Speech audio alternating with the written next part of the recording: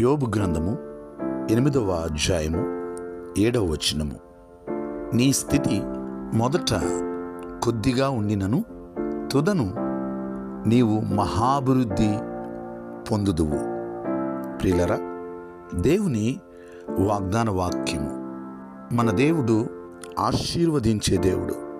మనము అభివృద్ధి చెందడము ఆయనకి సంతోషము.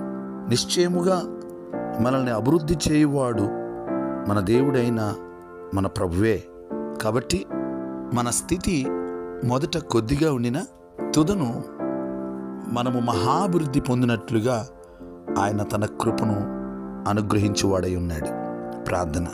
సకల ఆశీర్వాదములకు కారణభూతుడా మా దేవా, మీకు వందనాలు, స్తోత్రాలు.